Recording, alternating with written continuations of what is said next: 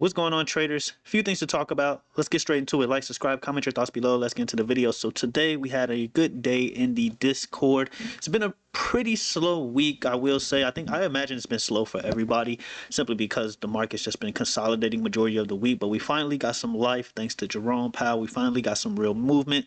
Today we jumped into Apple puts 195 strike for expiration of tomorrow. I actually added a week to this play, so it was technically next week. We jumped in at 4.50.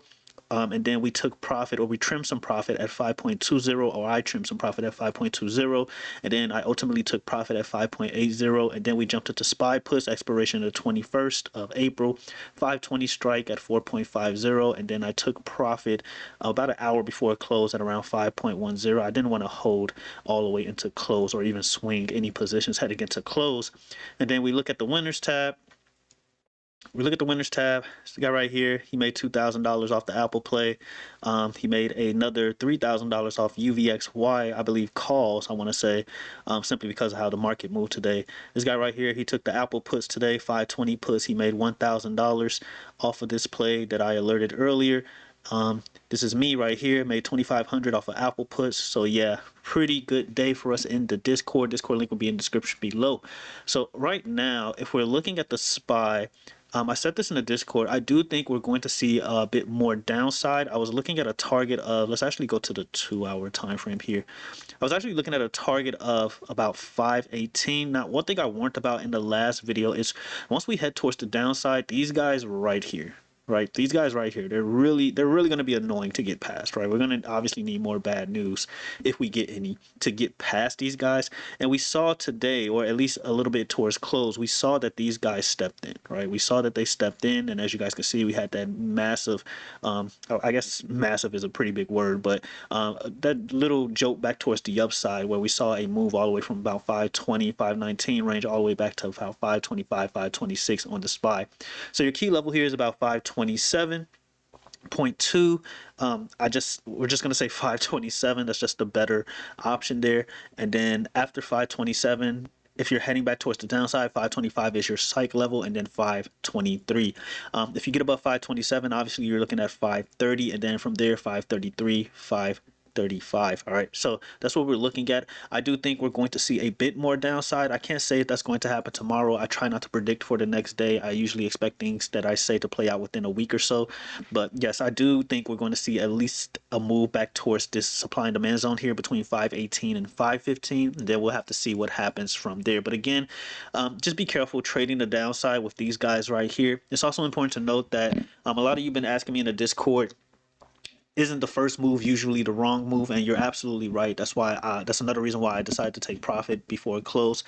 Yes, historically the first move when it comes to Jerome Powell speaking, or any type of Fed member speaking, I guess not any Fed member speaking, but any type of news revolved around Powell speaking, typically the first move, or historically the first move, is the wrong move. So we're kind of witnessing that now where, after he spoke, we did see a little bit more downside, and then the market jolted back towards the upside. So we'll see if this sticks. But as long as we're below 527 on the SPY, I have to remain somewhat bearish. I mean, obviously we're bearish, but I have to keep my thesis and think that we're going to head back towards the downside all the way back towards about 518, between 518 515. So that's what I'm looking at when it comes to the SPY. We look at the triple Qs. Triple Q's 445 is your key level here. 445, we'll just say 446 is your key level here. If you manage to get above 446, then you're back to retesting that level of 450 all over again, and then we'll just have to see what happens from there. But again, like I said in the last video, these guys right here, I mean, really annoying. You saw they just stepped in. I mean, I guess they wouldn't be annoying if you're bullish. They're annoying if you're bearish, right? But you see these guys right here, massive bullish wicks here, bullish wicks here. You see they stepped in every single time, right? Or I wouldn't say every single time, but they stepped in once we got within this range at around 435 on the triple Qs, or actually, no, 437 on the triple Qs. So yeah, these guys right here, going to be pretty annoying to deal with if you're bearish. So you definitely want bad news in order for us to continue to break down. Maybe we get it after hours. We'll have to wait and see.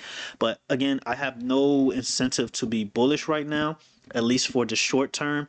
Yes, historically, when Powell speaks, the first move is typically the wrong move. So we could see more upside tomorrow, but ultimately, I do think we're going to see a bit more downside.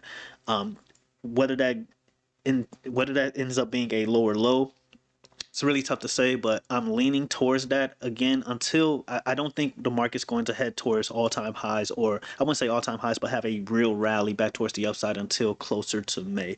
And we're kind of getting there. We're halfway through April, so we'll see. But as far as the downside for the triple Qs, there is a massive fair value gap all the way down here that needs to be mitigated at around 420.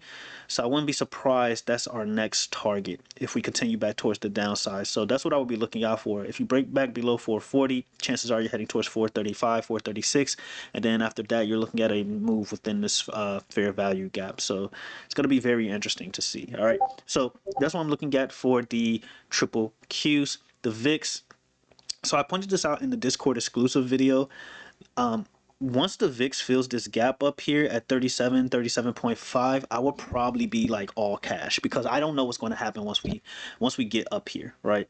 And so I talked to you guys about the VIX and just how we're bouncing off this level, how we could potentially bounce off this level, right? So you saw here just how important this level is: rejection here, rejection here, rejection here, and then you go to the 4-hour time frame, and you see that we had a nice bullish engulfing candle. It looks like we're retesting. We could potentially retest about 31.7 before potentially heading back towards the upside on the VIX. And obviously, once the VIX heads towards the upside, you're going to see like an inverse reaction across the market.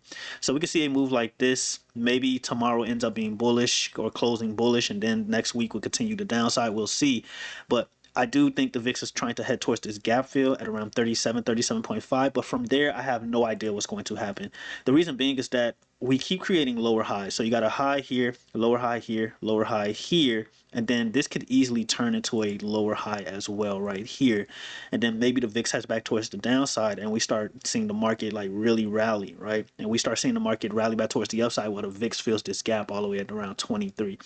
But I can't say that for sure, right? I can't be, obviously 100% sure. I'm not sure at all what's going to happen once the VIX fills this gap, if the VIX fills this gap anytime soon. So again, I think the best thing you can do once the VIX fills this gap, or if the VIX fills this gap, is just simply sit on cash and just wait and observe the market to see what happens from there. So that's pretty much what I'm looking at for the VIX. Again, I warned Discord members about just once filling this gap, I probably won't be trading at all until I see what happens. The market can very much just rally if we get a rejection from here, and I would imagine the VIX would just start heading towards this gap fill all the way at 22, and obviously that would lead the market to like actually explode, right? So yeah, that's pretty much all I have when it comes to the VIX. And so, interesting enough, on quant data, I told you guys, I gave you guys the keys to the city once again, man. SPY puts 525 strike May 30th. This was April 14th. These guys made an absolute killing. All right, these whales right here made an absolute killing. As you guys can see, April 14th is when SPY was at 536, between 536 537. You saw the SPY drop all the way to 520 today. So I keep giving you guys, freebies and cheat codes and things like that, and we keep trying to argue it, But I appreciate those who take this seriously. I know you shouldn't take this at face value. You definitely should do your own due diligence, but you definitely want to keep things like this in the back of your mind, right? You definitely want to at least screenshot it or something, because when you have premiums like this back to back to back, you probably should take it seriously, and it's more than likely going to happen. Right now, the expiration was May 30th. Typically when these type of orders come in, they don't take long to play out, right? It usually takes like a week or two to play out, so it doesn't take all the way to like May 30th or close to May for things like this to play out. So congratulations to you if you played this. Me personally, I didn't play these, but I did play 506 puts on the SPY, so that was awesome. But yeah, and nothing really happened today. In case you're wondering, nothing really happened today in regards to, I guess, flow or heading into close, I should say. So let me do this real quick, and then I'll get you guys up out of here. So yeah, nothing too crazy happened today. You got these triple Q calls that came in 443 strike they came in at around 439.76, and then triple Qs, that's when triple Qs like absolutely took off, right? So let's get a better view here. So once these came in, like almost 5 minutes later, the triple Qs just went ballistic towards the upside. And again, these were loaded at 439.76, and then their expiration was for tomorrow. So yeah, played out almost immediately. So that was pretty crazy. But as far as any other puts, you had these in the money puts for the SPY, 552 puts, right? But nothing too interesting, I would say. Maybe, I guess these 506 puts, let me check these out. I think these were sold. So yeah, these might have been sold. There's a lot of at the bid options here. So, we'll see. But ultimately, I do think we're going to see more downside. It's just a matter of when. I can't say for sure tomorrow. My best suggestion, like I just told Discord members, is that you probably shouldn't swing over a 3-day weekend, because by the time Monday hits, unless the market like just goes whatever direction you trade, whether it gaps up towards the upside or down towards the downside, that's what you're pretty much betting on, like a gap up or a gap down, depending on the direction you're trading. Otherwise, by Monday, your premiums are going to be absolutely shot. So you definitely don't want to be swinging into a 3-day weekend. Again, it's up to you overall. You do what you want. Talk about Nvidia real quick. Yeah, so Nvidia below 104, you're looking at a move towards 100. I mean, we already hit 100, but as long as Nvidia stays below 104, then you're looking at the psych level of 100. The lowest you can head back towards is 97, 96.5. Right here where this guy is, you're pretty illiquid down here. You do have a pretty decent fair value gap down here as well. So that's where I imagine Nvidia is trying to go, right? So we'll see. But yeah, Nvidia is kind of, somewhat, I guess, dropping after hours. Nothing too crazy, but this pattern right here, this doji right here, I do think it's going to get taken out, or this wick right here is going to get taken out, and Nvidia is going to revisit 100. If Nvidia manages to, prove me wrong for, whatever reason, maybe good news or something like that, then I do think Nvidia can head, well, it has to get above 105, of course, but then it can head back towards 110 and pretty much clear this massive fair value gap out here. So let me mark this out for you guys. So right here, massive fair value gap all the way leading to about 113, 112. So yeah, I do imagine if Nvidia gets above 105, then you're going to see a move towards 107 and then 110, and then highest you could possibly go is about 113, at least for the short term.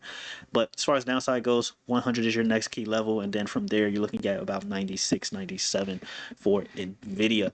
All right, so it's pretty much all I have for this video. Let me know what you guys think in the comments below. Do you think we are going to continue to head towards the downside? Do you think today was a trap? Do you think historical data is going to come in and, the whole, whatever the first move is usually the wrong move when it comes to Jerome Powell? Let me know what you guys think in the comments below. I really appreciate all of you. We officially hit 500 members in the Discord. Absolutely insane. Trying to hit that 10K subscribers on YouTube. So it's been a crazy journey, guys. We were at like 50 Discord members in like November, and now we're at 500. So it's absolutely insane. Just the growth and everything like that. I had no intentions of really growing as fast as we did. I was just pretty much chilling. I was happy where I was, and people kept pushing me to promote more and show my skills more and things like that. So I appreciate every one of you, haters and all. I knew I made it once haters started commenting. I knew it. So again, let me know what you guys think about this overall market heading into tomorrow. Do you think we're going to dump tomorrow, pump tomorrow? Let me know. Until the next video, traders, have a good one.